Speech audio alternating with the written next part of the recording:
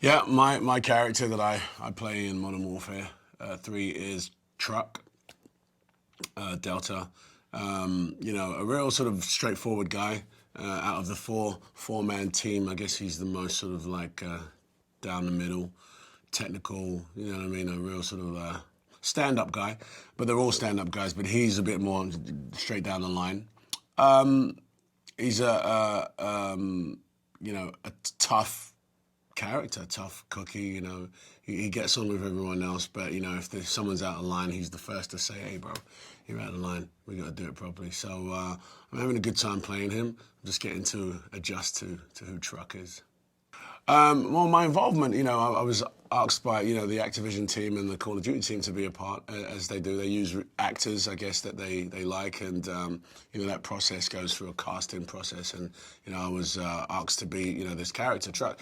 But, my involvement in it is really because I love to game. I've got the other Call of Duties, I've played them for a good 5 years, I think, and it's like a dream come true. Like, I haven't told any of my friends that I'm in Call of Duty because we all play it, and it would just freak them out. And I don't want to tell them. I just want to see if they recognise my voice in it. But I am a gamer, and I really wanted to sort of see what that world was like. The thing about Call of Duty is that it's very realistic, and so I always thought they used real people, real soldiers, but it turns out that, it's actors, and I guess actors that can bring sort of some personality to some of the characters. So I'm just thrilled to have a shot at doing it. Acting, via voiceover is a different beast altogether. It's kind of like, I don't know, it's kind of like having a car and being able to drive, but you don't have to put your hands on the steering wheel. Do you know what I mean? It's like, okay, just go. Don't worry, it'll turn for you, because the acting's really done by the animation, but your voice, the textures of your voice kind of brings that alive. So it's a weird feeling. It's actually quite weird because, my first day, the script's right in front of you. Brilliant. I don't have to remember my lines. I can just read them. Fantastic. But, you do really get involved because you're using your imagination. But I think it's fun, as an actor to be able to just use your voice and your vessel, and you can pull as many different faces as you want and really get into the body language. When I'm doing my scenes, you'll see later, but when I'm doing my scenes, I'm sort of like holding up fake guns and, aiming at stuff in the booth, and I look completely crazy to everyone else. But, that's just my method. So it's one of the foundations of anything I want to do is I want to enjoy myself doing it. And I've been acting for millions of years, and at this point, it's about the work. It's about, having fun, having a good time, and you really get to live your dream. You're a soldier, and here's what happens: you're gonna land out this helicopter, and you're gonna take out these tanks. You're like, what? Okay. Yeah. My preparation was just I wanted to match the intensity of what we saw in the last game. The authenticity as well. So really, it was me preparing just what was my character going to sound like, what the accent is going to be, and I wasn't told too much before I actually got here. But once I got here, that preparation, sort of figuring out what Call of Duty actually expects from voiceover work, was kind of like, oh wow, they really go at it. And I know it was confirmed for me, but there's a lot of yelling. There's a lot of screaming. It's a very loud sort of game, and so, I had to get myself prepared for that sort of high-octane energy. That was my preparation. Tim Oliphant is in Modern Warfare 3. He's a great actor, and and I know from hearing from the team that he really enjoys sort of, experimenting with his voice and pulling this character together. But Call of Duty is definitely one of my favorite games to play. The thing about Call of Duty, though, for me, is that it just takes over my whole, 3 or 4 hours of my life. Literally. I'll be sitting there and 4 hours have gone and I'm sort of immersed in this world. So, but if I want a quick fix of games, then I'll play a sports game. But if I really want to get involved, something like Call of Duty always works. No, I'm a gamer. I love gaming. I've been playing games since Donkey Kong on the little box thing, you used to play with. And, I progressed, and I own a Xbox and a PS3, and I've got a Wii as well. I'm a vagrant. Well, I think the success of video games is due to the value of money. that you get for these games now, you know? Like, it was pointed out to me, like, I think the average game is like $60. And for $60, you have like maybe 300-400 hours of gameplay, you know? And what with, you know, the way the games are made sonically, visually, you're in a movie, you know? So you go see a movie, you go, I don't know, $15 to see a movie, it's 3 hours. And then you play Call of Duty, and you're there, you know, for a month possibly in this movie, and you're in it as well. So I think that, you know, that's very a big component to why the games are so successful. But the games are just getting much better, you know. They're just so much better, so much more involved, and you know, given that interactiveness, you know, just like a whole new experience. I can only imagine what's next, you know, with the advent of 3D and 4D, you can just imagine what the gaming world's going to be like. So I think that people just love the idea that they can spend a little bit of money on this game and just have hours of fun on it. The Call of Duty Endowment, I think, is a phenomenal idea, and hats off to the guys that put that together. Because, you know, as an actor, you know, I get letters from vets and, you know, soldiers out there, you know, who, you know, they tell you things about their lives, and they're going home and what's going on. And a lot of the common cases is I'm going back, I might be coming back, and I don't know what I'm going to do when I get back, and so on and so forth. And like, you know, I think that Call of Duty, that's a huge success, has, you know, just a great heart to be able to help some veterans that come back home, you know. It's hard, it must be very hard for soldiers to you know, get themselves back into life and, you know, sort of get back into society.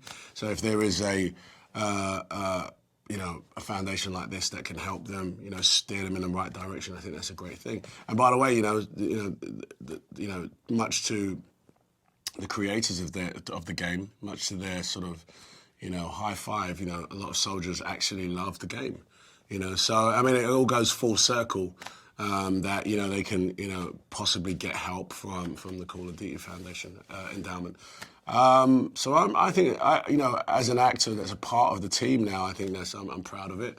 And, you know, I wish it a lot of success. T90's on the road! T90's on the road! They're gone.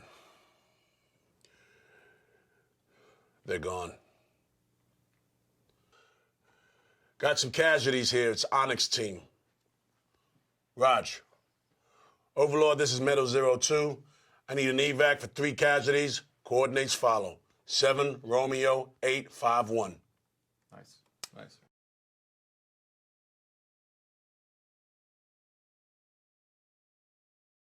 I'm William Fichtner. I play Master Sergeant Sandman in the new game Call of Duty Modern Warfare 3. With the video game, with this game, Call of Duty Modern Warfare 3, you know, each time we come into the studio, I see clips of the scenes that we're going to work on and different places where the game is taking you that day. I would put Call of Duty Modern Warfare 3 at a different place because I think the story is more grounded than other things I've worked on. I feel like it's the characters, or, you know, some of the characters were in previous games. They have a history. As soon as you start adding levels of history, then, you know, you're creating your own world, and it really has its own world. But I'll tell you, before I started shooting this 2 weeks ago, before we started recording, I had lunch with a good friend of mine, a big auto race buddy of mine. We go to see a lot of races together. And he said, so where are you going? I said, I got to take off. I'm going to, you know, do the voice on this game. He said, what's the game?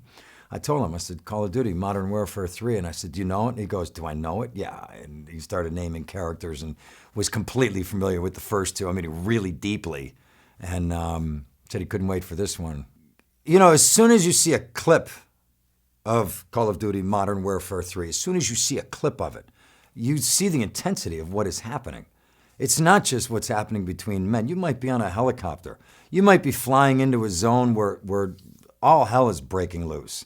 And there are other people that are counting on you, and they're calling back to you. And there's so much happening that, yeah, there's a level of concentration to make sure that, you know, what you're saying is gonna be heard. And that sometimes requires a solid voice that can really cut through it all. Well, you know, the story is really comes out of so much of what happened before this, in the game before, in the Call of Duty Modern Warfare 2. So much happens in that game that really is the beginning of what is happening in this game. I'm much more concerned about what's happening in the moments and how do we make the moments true, because the folks that are putting this game together do this better than anybody. And, that's why Call of Duty Modern Warfare 3 is going to really, be unbelievable.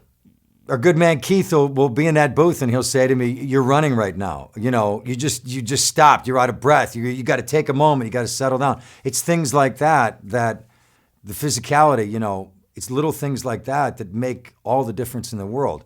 I mean, just imagine a guy running in a scene and the voice coming out and he's not running. I mean, you hear that. But if he's running and all of a sudden his breath goes, "Come on, we got to go." I mean, taking one breath like that, like that's the moment. That's, all of a sudden you're not in a game. You're somebody's really running. You're hearing it. You're experiencing that. And we try to get that as much as we, throughout every moment of the game. It seemed like it was the same for so many years, decades, certainly when I began working in film. And it's different now in the last 10 years.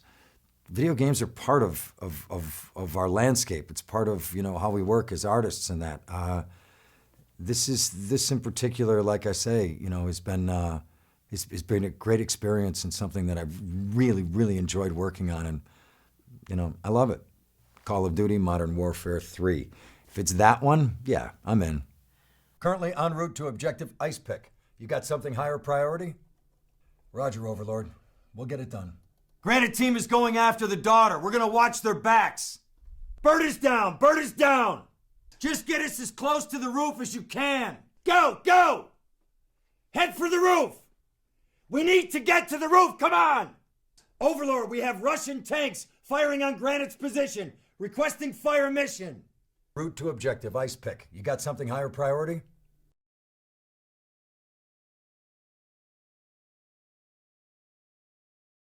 Glad to have you in our corner, Sandman. The Russians are using electronic countermeasures to jam our comms and guidance systems. The primary emission tower is on top of the stock exchange. I need your team to destroy it.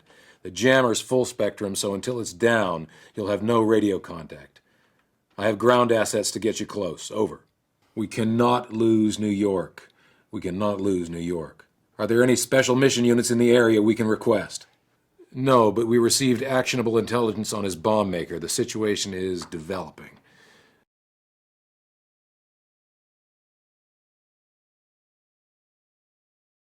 So I play a character named Grinch, which is not his actual real name on the birth certificate. I went to high school with a guy named Grinch, and I think that might have been actually his real name. But this is a code name, because he's a Delta Force guy, so it means he's, the best of the best.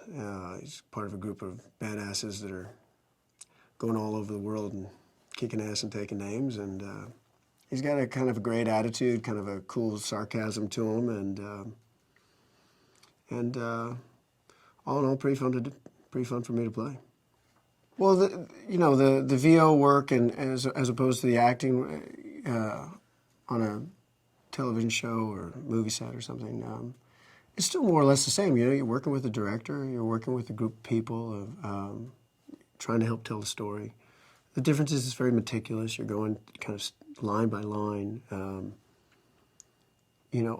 Literally almost before every line, you're being given the circumstances, a lot because you're not in that world itself. You're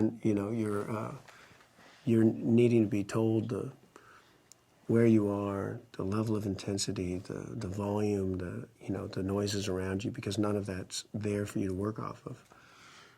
Then once you're given that, it kind of comes back to the same deal, The cool thing about when I first came in here, when talking to the guys about the world they were trying to create, was the truthfulness of the world, which was kind of great to see. So it was very refreshing to kind of see how much attention was being paid to try to get that real military sound, real just straightforward, and just trusting it. And I mean, I think the people who put these games together are so aware that the game itself is so visually stunning and intense and dramatic that they don't need to put so much on the performances. That was kind of cool. I am not that familiar with video games. I don't play a lot of video games. It's good news, bad news, really. Because when I do play them, it's not just where did the time go. It's what day is it? You know, it's they're so engrossing. Well, I mean, the first thing that's sort of immediately impressive is the guys kind of show me the things I'm involved in. It's visually stunning and so engrossing. You know, the way you're kind of put in this position of going through it first person, and the underwater. These images I saw of these these guys underwater going through the Holland Tunnel. I don't know what you guys are. I mean, it was unbelievable. It's kind of fun being part of a video game, and I think it says a lot about the video games that they're reaching out to the level of talent that you see, and certainly in this game. I mean, Idris and Fichtner. I mean, those guys are amazing. They're unbelievable talents. I assume, like me, they're interested and they're intrigued, and it provides a challenge. It provides a way to reach an audience and a group of people that. And I think, in the end of the day, it's just kind of fun, you know. Not a good day to be Delta. Not a good day to be Delta. Hook up! What the hell? What the hell? Maybe even darker one. What the hell? Nice. Cool. I don't see anything moving down there. Hostiles on the roof! Good, maybe just tie one together. Hostiles on the roof! Awesome. Raj! All right, Claire, move! Moving! That's awesome. Contact, second floor! Yes. Berlin's getting ripped apart down there.